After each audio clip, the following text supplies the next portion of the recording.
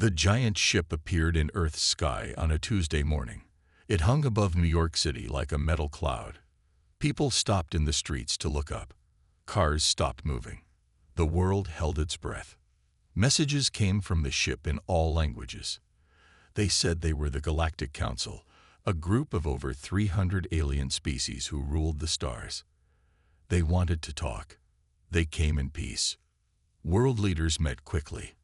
They picked two people to meet the aliens: Susan Hall, a smart woman who knew many languages, and John Martinez, a Navy commander with a calm voice and steady hands. "We have no idea what they want," Susan said as they rode in a helicopter toward the meeting spot in a field outside the city. John nodded. "That's why we're going to listen more than we talk." The helicopter landed near the field where a smaller ship from the aliens had touched down. A door opened in its side. 3 beings walked out. The aliens looked almost like giant blue cats walking on 2 legs. They wore shiny clothes with many small lights. The one in front had extra marks on its clothes. "Greetings, humans," the front alien said in perfect English. "I am High Envoy Czech of the Vazriani. We speak for the Galactic Council." Susan stepped forward. "I am Ambassador Susan Hall. This is Commander John Martinez. We speak for Earth." The aliens made a strange sound that might have been a laugh. "Such simple titles," Sek said. "Come inside our ship. We have much to discuss about your entry into the wider universe." Susan noticed the pause. She and John shared a quick look but followed the aliens inside. The meeting room had a large round table. The walls showed moving pictures of strange worlds and stars. Susan felt small but reminded herself that she stood for all people of Earth. "The Council has watched your world for some time," Sek said. "You have advanced quickly, though you are still quite primitive, but we see potential in your species." John kept his face blank. "We appreciate your interest in Earth." Sek touched a spot on the table. A floating document appeared in the air. "This is our standard membership agreement. The Council offers protection, technology, and trade. In return, we require certain resources and military assistance when needed." Susan leaned forward. "May we review the details?" The aliens looked at each other with strange expressions. "Of course," Sek said, but Susan heard surprise in his voice. "Though most species are eager to sign immediately. The benefits are quite generous." John took a small device from his pocket. "If you can share this document, we will need to consult with our leaders." "Consult?" another alien said sharply. "The offer we present is the same for all new species. It is not subject to negotiation." Susan kept her voice calm. "We understand, but on Earth, important agreements require review. We will need time." The aliens whispered to each other in their language. Susan noticed their fur rising slightly, like angry cats. Sek finally spoke again. "Very well. We will return in 1 Earth month for your answer. Be aware that the Council rarely extends such patience." As Susan and John left the ship, John whispered, "Did you see how shocked they were when we didn't immediately agree?" Susan nodded. "They expected us to jump at their offer without reading it. That worries me." Back in Washington, experts studied the agreement. They found hidden rules in the complex language. Earth would have to give up much of its resources. Young people would have to serve in alien armies. Earth would have little say in council decisions. President Lisa Wright called leaders from all countries to an emergency meeting. "This isn't a fair deal," she said as they gathered. "They see us as a resource to use, not as equals." The world leaders debated for days. Some feared saying no would bring war. Others wanted to fight immediately. Then an older leader from a small country spoke up. "What if we simply do not answer at all?" The room grew quiet. No acceptance. No rejection. Just silence. The idea spread through the room like fire.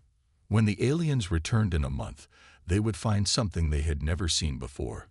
A world that would not speak back. The idea of silence spread across Earth like wildfire. No country had ever tried this approach with powerful aliens before. It was both scary and exciting.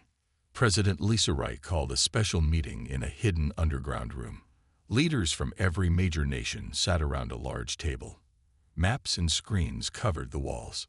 "If we say yes to their deal, we lose our freedom," she said. "If we say no, they might attack. But if we say nothing at all," her voice trailed off. Kevin Jones, a military officer with short gray hair, stood up. "I have a plan. We call it Operation Silent Night." He touched a button, and a map of Earth appeared on the main screen. Step 1. We shut down all signals to space. No radio, no broadcasts, nothing that can be picked up by their ships. People began to whisper. This would change daily life for everyone on Earth. Step 2. We hide our technology. We make Earth look less advanced than it is. We work only at night when their ships can't see as well. Susan Hall, who had met the aliens, raised her hand. "They'll know something is wrong when we suddenly go dark." Kevin nodded. "That's why step 3 is the most important. While we seem quiet, we secretly build defenses. We use what we learned from their ship to make new weapons and shields." Olivia Garcia, a scientist with quick eyes and a fast mind, spoke next. "My team has already studied the pictures of their technology. We can learn from them, maybe even make better versions." Her partner, Frank Miller, a tall man with thick glasses, added, "We saw their energy systems during the meeting. Given time, we can copy them." The room grew quiet as everyone thought about what this meant. Earth would be pretending to be asleep while secretly preparing for a fight. President Wright looked at each person in the room. "This is the biggest decision in human history. We all must agree." One by one, the world leaders nodded. The plan would start immediately. The next day, Earth began to change. Television stations stopped broadcasting to satellites. Internet companies changed how data moved around the world. Factories closed during the day and opened at night. People were told a simple story. The aliens might be dangerous, and everyone needed to help by using less power and making less noise. Most people were scared enough to follow the rules. Under the surface, the real work began. In hidden places around the world, scientists like Olivia and Frank worked day and night. They studied the pictures and readings from the alien ship. They tested new ideas. "Look at this," Olivia said one night, pointing to a strange pattern of energy she had recorded from the alien ship. "Their shields aren't solid. They pulse in a pattern." Frank moved closer to see. "If we time it right, we might be able to shoot through the gaps." In another facility, Kevin Jones trained special soldiers from every country. They practiced fighting in ways aliens might not expect. They learned to use new weapons that Olivia's team created. "The aliens think in straight lines," Kevin told his troops. "We need to think in circles and zigzags." Susan Hall led a different kind of preparation. She helped create hidden bunkers where people could go if fighting started. She made sure food and supplies were stored away safely. As the days passed, Earth grew quieter on the surface but busier underneath. Cities dimmed their lights at night. Cars used less fuel. Factories hid their smoke. 29 days after the meeting with the aliens, President Wright called the leaders together again. "Tomorrow, they return for our answer," she said. "Is everyone ready?" Kevin Jones nodded. "Defense systems are in place but hidden. If they scan for weapons, they won't find them." Olivia Garcia added, "We've made progress with their technology. We have working prototypes of shields and new energy systems." President Wright took a deep breath. "Then we continue as planned. When they arrive tomorrow, Earth will be silent." That night, many people couldn't sleep. They looked up at the stars and wondered what would happen. Would the silence protect them or make things worse? Nobody knew. They could only wait and see. The large alien ship returned exactly 1 month later. It moved into the same spot above New York City where it had first appeared. Smaller ships flew down from it, heading toward the meeting place outside the city. But this time, no one was there to meet them. Inside the main alien ship, Diplomat Syktor paced back and forth. His blue fur stood on end with worry. "Try again," he told his communication officer. "They must be receiving our messages." The younger alien pressed buttons on a glowing panel. "I have sent the greeting in 500 Earth languages. There is no response from any Earth station." Syktor had never faced this problem before. In his 200 years as a council diplomat, every new species had either accepted membership or fought against it. None had simply ignored them. "Scan the planet," he ordered. "Find their leaders." The ship's sensors swept across Earth. They showed cities with dimmed lights. They showed fewer cars moving than before. Power use was lower than during their first visit. "This makes no sense," Syktor said. "Have they gone backward in technology since we left?" Another alien, a data analyst named Pelican, studied the readings carefully. "Something is not right. Their energy signature has changed, but not in a way that suggests decline.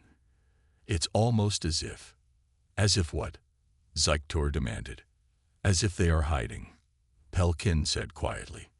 The other aliens in the room laughed. "Hiding? From the council? Impossible. No species would dare." Syktor did not laugh. He had studied many worlds and many species. Humans had seemed different from the start. They had not been impressed by the council's power. They had asked to study the agreement instead of signing it immediately. "Send probes," he ordered. "I want closer looks at their major cities and military bases." The probes flew down to Earth like small silver birds. They moved through the air, scanning buildings and people. They sent pictures back to the main ship. The aliens watched the images with growing confusion. Human cities were working, but at a slower pace. Factories were mostly closed. Military bases showed only basic activities. "It's like they're pretending to sleep," one alien said. Pelican pointed to some strange readings. "But look here and here. Underground there are energy spikes. And here, this factory shows no activity, but it's using power." Syktor felt a strange feeling he had not felt in many years. Worry. "Send this data to the High Council immediately. They need to see this." On the Galactic Council's main world, far across the stars, High Counselor Vrex received the message. The old alien had led the council for 50 years. He had seen many new worlds join, some by choice, some by force. "Ridiculous," he said after viewing the data.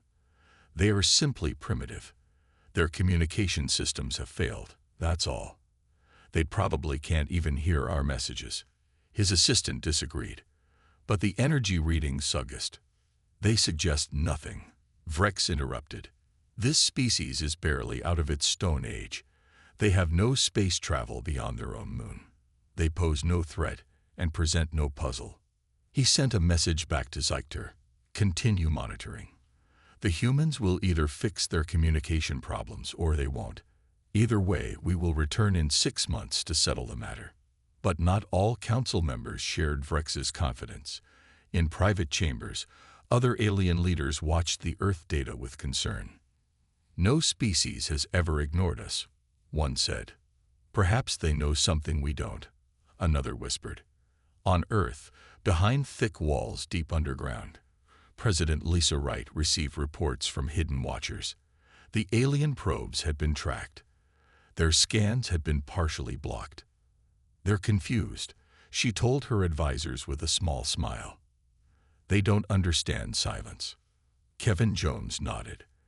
"And confused enemies make mistakes. We have 6 more months before they return. 6 months to get stronger while they wonder what we're doing." In labs around the world, scientists worked even harder. Olivia Garcia had almost finished a working model of the alien shield technology. Frank Miller had discovered ways to detect the alien ships from farther away. Earth remained silent, but it was not sleeping. It was preparing. 6 months passed like a slow river. On Earth, people settled into new patterns of life. They used less power during the day. They drove less. They spoke in worried whispers about the silent stars above. But under the surface, humanity raced forward. In hidden places, new weapons grew, new shields formed, new plans took shape. Far away, on the Galactic Council's main world, the mood was different. Admiral Grekthar, military leader of the powerful Vazriani species, stormed into the council chamber. His blue fur was dark with anger. "Enough waiting," he shouted. The other council members turned to stare.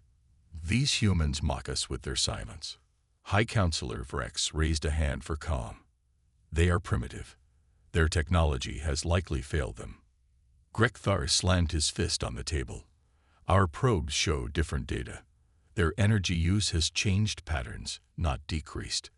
They are hiding something." He pointed to a floating screen showing Earth. 6 months we have waited. 6 months they have ignored our calls. No species has ever dared to ignore the Council this way. Murmurs spread through the room. Many council members agreed. The human silence felt like disrespect. "What do you suggest?" Vrex asked, his old eyes narrow. "An ultimatum," Grekthar said. "We tell them to respond within 7 days, or we will take action. Show them the might they are foolishly ignoring." The council voted. Most agreed with Grekthar's plan. The next day, the sky above Earth filled with ships. Not just one large ship like before, but 20.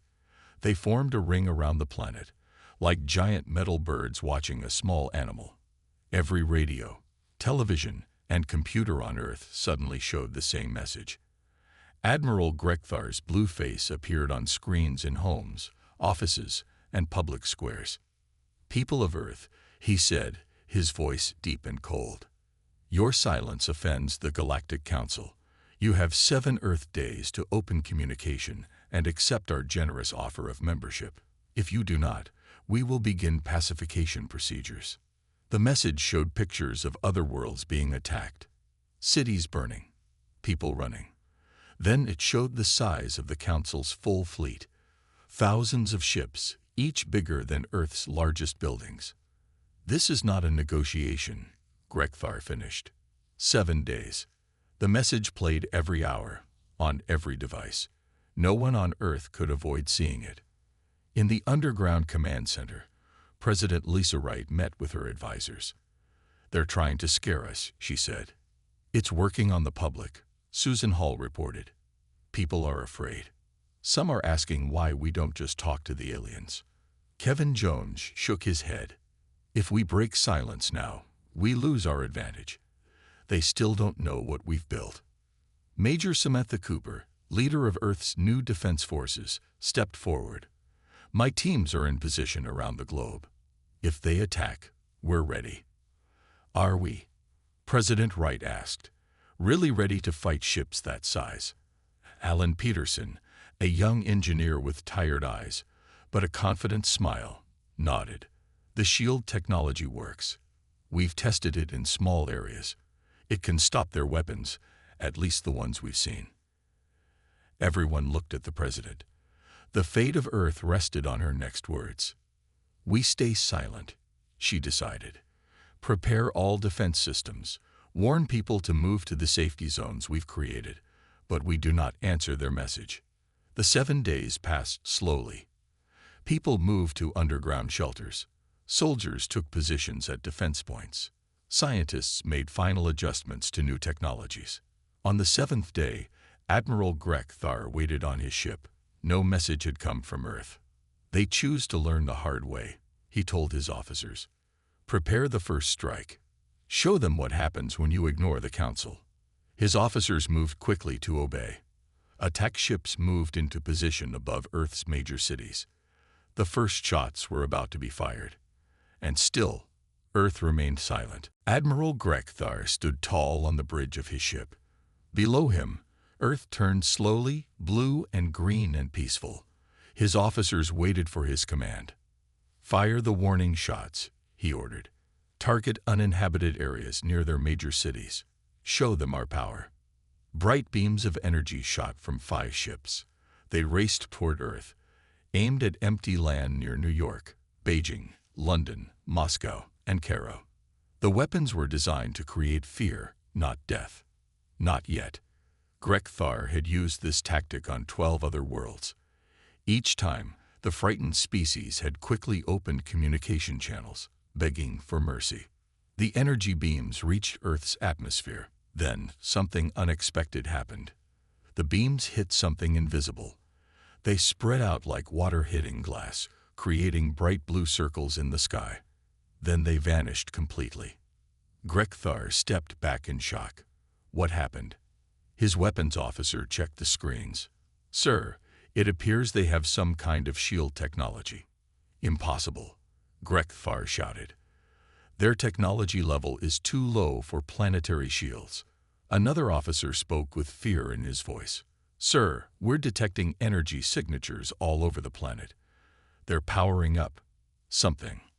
On Earth, in a command center deep under the Rocky Mountains, Major Samantha Cooper watched the alien beams hit Alan Peterson's shields.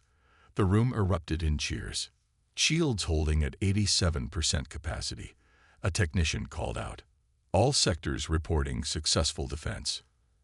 Alan Peterson smiled at his screens. "They didn't expect that." Samantha nodded. "Now it's our turn. Activate Defense Grid Alpha." All around the world, hidden platforms rose from the ocean, from forests, from desert sands. Missile launchers that had been built in secret over the past 7 months emerged from their hiding places. In space, Grekthar's officers shouted in alarm. Weapons signatures detected. Hundreds of them, all over the planet. Before Grekthar could give new orders, the first wave of Earth missiles launched. They were not ordinary missiles. They used technology adapted from the Council's own ships, studied and improved by Olivia Garcia and her team. The missiles moved faster than the alien tracking systems could follow. They split into multiple parts as they flew. Each part targeted a different alien ship. "Evasive action," Grekthar shouted. But it was too late. The missiles hit 27 ships in the first attack. 7 ships lost power completely. 5 more spun out of control, their engines damaged. Grekthar could not believe what he saw. This was not how new species behaved. They were supposed to be frightened, not prepared. They were supposed to beg, not fight back. "Second wave detected," an officer screamed. More missiles rose from Earth. These were different, targeting the ship's weapon systems with precise strikes. "Return fire," Grekthar ordered. "Full attack pattern. Show no mercy." His remaining ships fired all their weapons at Earth. The beams hit the shields again, causing them to glow bright blue around the planet. Some areas of the shield weakened, but they held. Earth's third wave of missiles launched. These targeted the command ships, including Grekthar's own vessel. His ship shook as 3 missiles hit in quick succession. "Shields failing," his officer reported. "Hull breach on levels 5 through 8. Grekthar had never retreated from battle. He had conquered worlds for the Council for over 50 years. But now he faced a choice: stay and be destroyed, or leave and warn the Council. "Order all ships to jump to emergency coordinates," he said, his voice low with shame. "We must regroup." As the alien fleet began to withdraw, some ships were too damaged to escape. Earth's missiles chased the fleeing vessels, destroying 15 more before they could jump away. In just 20 minutes of battle, Admiral Grekthar had lost 33 ships. 1/3 of his mighty fleet was gone. On Earth, in command centers around the world, humans watched the alien ships retreat. No one cheered. They knew this was just the beginning. "They'll be back," Samantha Cooper said, "with more ships." President Wright nodded. "Then we'll need to be even better prepared. And we'll need to stay silent." News of the fleet's defeat spread through the Galactic Council like fire. Admiral Grekthar's remaining ships limped back to Council space. Many were badly damaged. The crews told stories of Earth's unexpected shields and powerful weapons.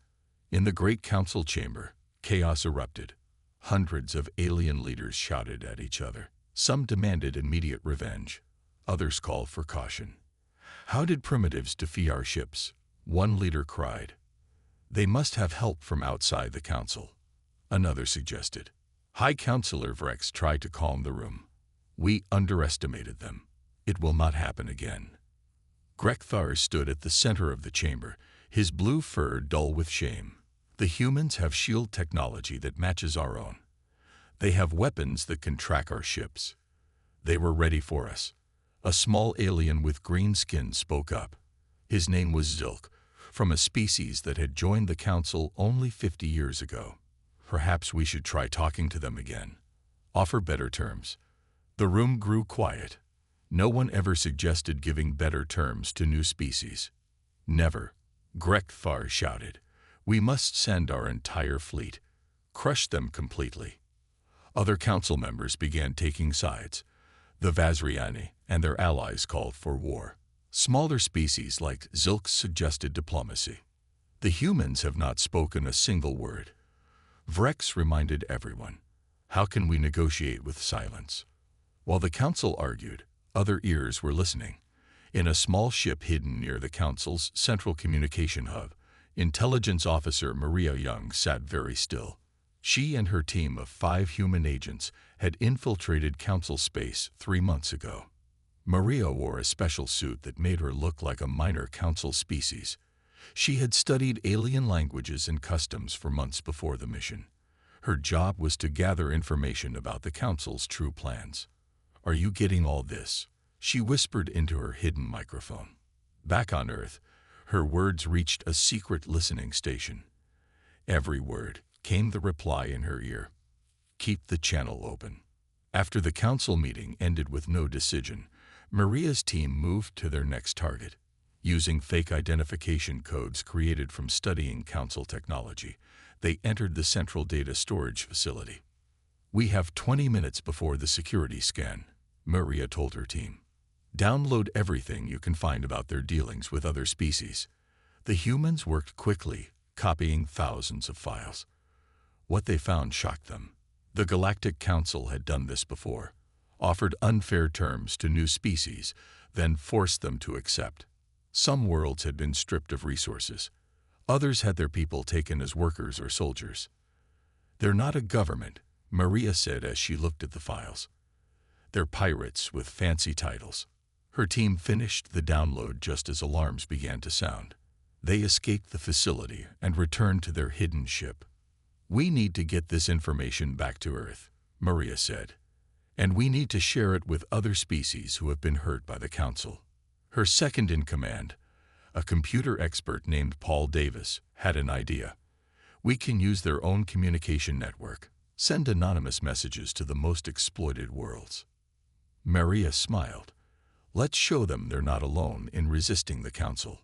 For the next 2 weeks, as the Council continued to argue about how to handle Earth, strange messages began appearing on planets across Council space. The messages showed evidence of the Council's true nature. They showed images of Earth successfully fighting back. On worlds where people worked as near slaves to provide resources for the Council, hope began to grow. If Earth could stand against the Council, maybe they could too. In the Council chamber, reports of unrest came from a dozen worlds. Some Council members looked worried. This is the humans' doing, Grekthar insisted. Somehow they are spreading these lies. High Counselor Vrex looked older than before. How can they spread anything when they remain silent? No, Admiral. I fear something worse is happening. The truth is spreading. 3 months passed since Earth defeated the first attack. In shipyards hidden under the oceans and deep in mountain caves, humans built something new, spaceships designed for war. Captain Steve Rogers stood on the bridge of Earth's first battle cruiser, the Defiance. It was larger than any ship humans had built before. Its hull was black and shaped to avoid detection. Its weapons were based on what they had learned from the alien technology. All systems ready, Captain, his second-in-command reported. The fleet awaits your orders. Steve looked at the view screen showing Earth's first space fleet. 20 ships, each carrying the best weapons humans could build. It wasn't many compared to the Council's thousands, but these ships had advantages the aliens wouldn't expect. Begin Operation First Strike, Steve ordered. Radio silence until we reached the target. The Earth ships moved away from their home planet, then jumped to faster-than-light speed using technology adapted from the Council's own designs. The humans had studied well. The fleet's target was not chosen at random. Maria Young's intelligence team had identified the Council's main defense control station. From this station, the Council controlled defense systems for dozens of important worlds, including their home planet. The Earth fleet dropped out of faster-than-light travel near a small moon. They were still in Council space, but far from any major patrol routes. No detection signals, reported the sensor officer. They don't know we're here. Steve nodded. Activate stealth systems and proceed to target. The human ships used a special coating that absorbed scanning beams instead of reflecting them. They moved slowly toward their target, engines running at minimum power. After 6 hours, they'd reached the massive space station. It hung in space like a metal spider, with long arms extending in all directions. Each arm controlled defenses for a different sector of Council space. Still no alarms, Steve's second-in-command whispered, as if the aliens might hear them through space. Position all ships as planned. Steve ordered. Target the power nodes but avoid living quarters. We're not here to kill, only to disable. The Earth ships surrounded the station, each taking position near one of the arms.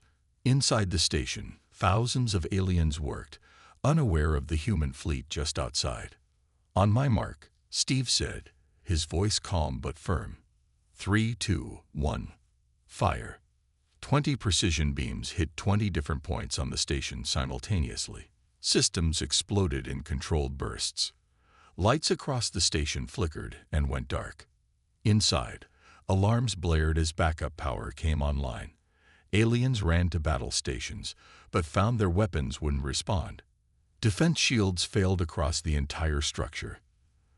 The station's commander rushed onto the control deck. What's happening? We're under attack, an officer reported, but our sensors show nothing out there. Just then, all communication screens on the station activated at once. A message appeared, written in the Council's standard language. Your defense network is now disabled. We could destroy this station, but we choose not to take lives unnecessarily. This is a demonstration of human capability and restraint. The message continued, showing a complete revised treaty. It demanded equal status for Earth and the Council, fair treatment for all species, and an end to forced resource collection. The final words read, "Consider our terms. We await your response." Then all screens went dark again.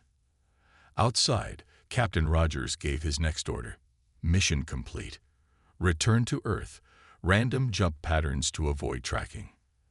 The Earth fleet vanished as quickly as it had appeared, jumping to faster-than-light speed on different paths to hide their destination. On the damaged station, the commander finally got some sensors working. They showed nothing. No ships, no weapons, no trace of whoever had attacked them. Just empty space. He sent an urgent message to the Council. Unknown enemy has disabled Central Defense Hub. All sector defenses offline. Cannot identify attackers. They came and left in complete silence. In the Council chamber, the message caused even more fear than news of the first defeat. Someone had struck at the heart of their defense network, and they hadn't even seen it coming. The next 2 years were hard for the Galactic Council. After Earth's attack on their defense station, everything began to fall apart. First, 3 smaller alien species announced they were leaving the Council. They used words from Earth's message in their own declarations of independence. When the Council threatened to punish them, the weapons on their Council-provided ships suddenly stopped working. No one knew how, but everyone suspected Earth was responsible. Then, the Vazriani's military suppliers began having problems. Ships ordered by Admiral Greg Thar arrived late or not at all. Parts for weapons didn't fit correctly. Again, no one could prove Earth was behind it, but the timing was hard to ignore. High Counselor Vrex looked older with each passing day. The Council that had stood strong for thousands of years was crumbling around him, all because of one small blue planet that refused to speak. "We must end this," he finally said to the remaining loyal council members. "We must talk to the humans." 2 years and 1 month after first contact, something changed. A large ship appeared near the council homeworld. It was clearly human-built but used no stealth technology. It announced its presence openly. Inside the council chamber, screens showed the approaching ship. "They're hailing us," an officer reported with surprise. "They'd want to talk." After 2 years of silence, the humans were finally speaking. The main screen showed a woman with short gray hair and calm eyes. "I am diplomat Helen Bradley of Earth," she said. "My team requests permission to land and discuss the treaty we sent you." The council had no choice but to agree. Helen Bradley arrived with a team of 12 humans. They walked into the council chamber without showing fear or awe at the hundreds of alien species watching them. Helen stepped to the center of the room. "For 2 years we have watched and listened," she began. "We have learned how the council operates, how you treat new species, how you take resources from worlds that can't defend themselves." Whispers spread through the chamber. How could they know these things? "We have come with a new treaty," Helen continued. She gestured, and one of her team set up a holographic display showing the document. "Equal representation for all species, fair trade instead of forced collection, protection for developing worlds instead of exploitation." Admiral Grekthar stood up. "Why would we agree to this? You are one small world." Helen smiled slightly. "Because you have no choice. Your council is already breaking apart, and you still don't understand how we defeated your ships and disabled your station." High Counselor Vrex leaned forward. "Then tell us, how did you do these things while remaining silent?" Helen nodded to another member of her team, who pressed a button on a small device. Suddenly, voices filled the chamber. The council's own voices, from private meetings over the past 2 years. "We have been listening to every word you've said since first contact," Helen explained. "We broke your communication codes within days. We've heard your plans, your fears, your secrets." The council members looked at each other in shock. Their most secure communications had been compromised all along. "Our silence was never about hiding," Helen said. "It was about gathering intelligence while denying you the same advantage." With their secrets exposed and their alliance fracturing, the council had no choice but to accept Earth's terms. The new treaty was signed that day, creating a truly equal partnership of worlds. As they prepared to leave, Vrex approached Helen privately. "I must know," he said. "Why silence? Why not simply talk to us from the beginning?" Helen looked at the old alien thoughtfully. "In our history, we learned that sometimes the most powerful statement is no statement at all. You expected us to either submit or fight openly. By doing neither, we confused you, and confused enemies make mistakes." She smiled. "Besides, it's hard to argue with someone who won't argue back." As Earth joined the new, reformed council, the silence finally ended. But the legend of the silent planet spread across the galaxy, ensuring that no one would underestimate humans again.